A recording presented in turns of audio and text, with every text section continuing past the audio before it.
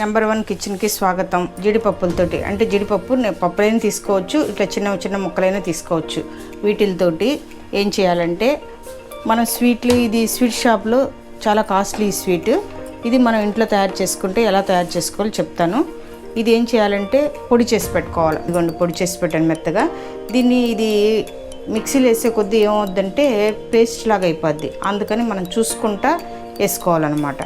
వీటిని వేసేటప్పుడు కూడా మనం ఏం చేయొచ్చు అంటే ఇంకొక పని కూడా చేయొచ్చు. ఎలాగంటే వీటిని జీడిపప్పు మనం చేసుకునే ముందు జస్ట్ ఒక 5 మినిట్స్ బాగా ఎండ ఎంత బాగా తగులుతుందో అంత. ఒకవేళ ఎండే లేదనుకోండి అక్కర్లేదు, ఉంటే పొడి పొడిగా చూడండి ఎలా వచ్చిందో పొడి పొడిగా ఇలా చేసి పెట్టుకోవాలా. ఇప్పుడు స్టవ్ ఆన్ చేసుకొని ఏం చేయాలో చెప్తాను.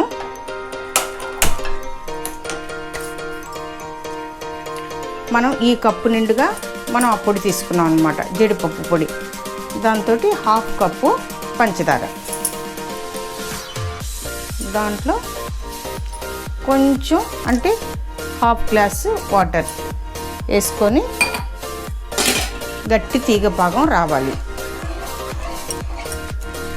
చాలా ఈజీగా చేసుకోవచ్చు.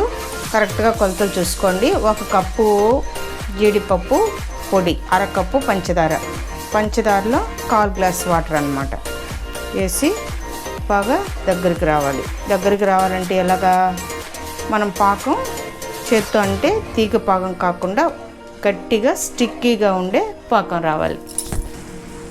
ఆ జీడిపప్పు మనం మిక్సీలో వేసుకున్నప్పుడు ఇంకా పొడిగా రావాలంటే ఇంకో టిప్స్ కూడా ఉంది. అదేంటంటే మనం కొంచెంసేపు జీడిపప్పుని ఫ్రిడ్జ్లో పెట్టి ఒక 1/2 అవర్ పెట్టి తీసి పొడి చేసుకున్నా కూడా బాగా పొడిగా వస్తుంది.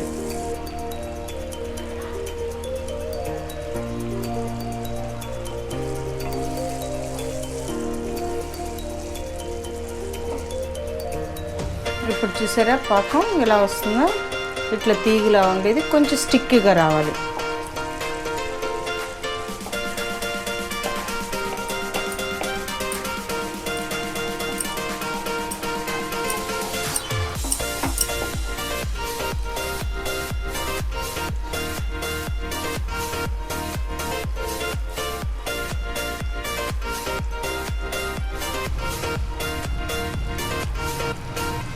ఓకే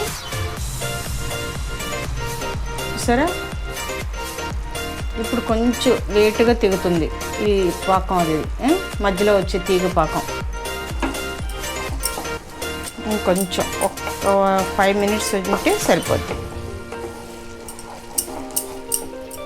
ఇంకోటి కూడా చేయొచ్చు. ఇలా కష్టం తెలుసుకోవడం అంటే చూడండి, దీంట్లో వేసినప్పుడు ఇలా ఉండవుతుంది కదా, అలా వచ్చేంత వరకు కూడా ఉంచుకోవాలన్నమాట. కరగకుండా ఉండవుతుంది. అలా ఉన్నప్పుడు అలా తెలుసుకోవడం కష్టం అనుకున్నప్పుడు ఇలా చేసుకోవచ్చు అన్నమాట. ఏం లేదు, తీసి కొంచెం ఇదిగోండి ఇలా నీడలో వేసుకుంటే ఇలా చూసుకుంటే తెలుస్తుంది మీకు. చూసారా, ఇదిగోండి చేతికి వచ్చిందా, అలాగనమాట. ఇప్పుడు స్టవ్ ఆఫ్ చేసేయాలి. స్టవ్ ఆఫ్ చేసేసి మనం ఏం చేయాలంటే యాలకుల పొడి కావాలంటే వేసుకోవచ్చు, లేకపోతే లేదు. నేను యాలకుల పొడి వేయట్లేదు.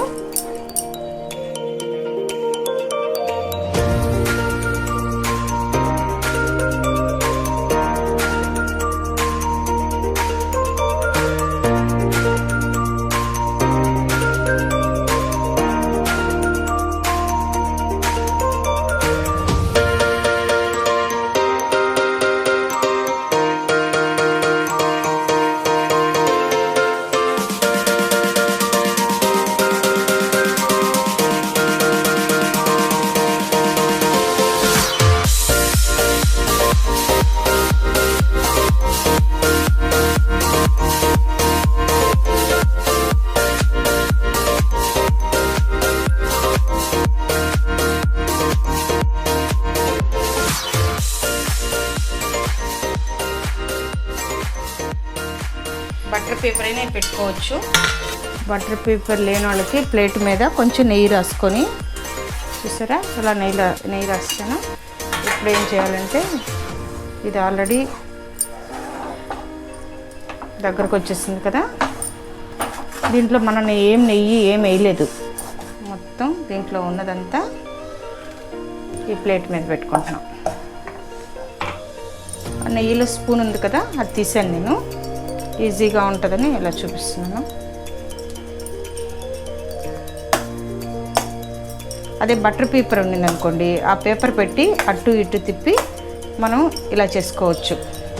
ఓకే, ఇది వేడిగా ఉందని చేపెట్టలేదు, లేకపోతే చేపెట్టి చేసుకోవచ్చు. చూద్దాం వేడి చల్లారిందేమో. ఓకే, పర్వాలేదు. చూసారా, దీన్ని ఇలాగే ఇంకా వేడిగా ఉంది, ఇలా పెట్టుకొని ఇలా రౌండ్ చేసుకోవాలన్నమాట మొత్తం. అదే బటర్ పేపర్ ఉండిందనుకోండి, మనం చేయి పెట్టి కూడా చక్కగా చేసుకోవచ్చు. అటువైపు ఇటువైపు పేపర్ మధ్యలో పెట్టేసేసి ఇలా చేయొచ్చు మనం నీట్గా.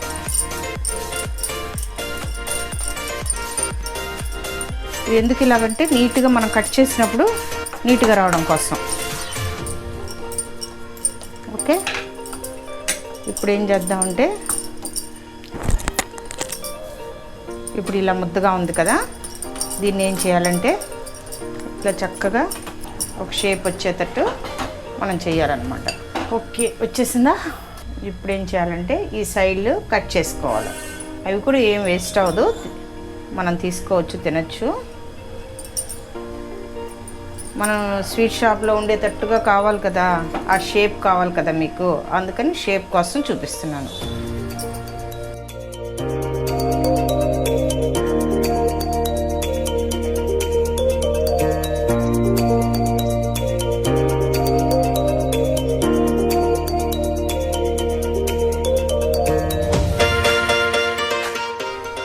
ఇది కొంచెం చల్లారిన తర్వాత అప్పుడు మనం ప్లేట్లో తీసుకుంటే కరెక్ట్గా ఉంటుంది. కొంచెం సేపు చల్లారిద్దాం.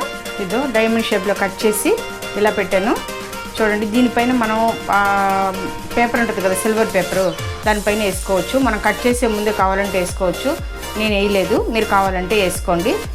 దీంట్లో నెయ్యి మనం మామూలుగా ప్లేట్కి మాత్రమే రాస్తాం అంతే, తర్వాత నెయ్యి ఏమి ఎక్కువేమి ఉపయోగించక్కర్లేదు, ఓన్లీ ప్లేట్కి మాత్రం రాసి అది అంటుకోకుండా చేస్తాం. అదే మన దగ్గర బటర్ పేపర్ ఉండింది అనుకోండి, అది కూడా అవసరం ఉండదు, మనకి క్లియర్గా ఉంటుంది.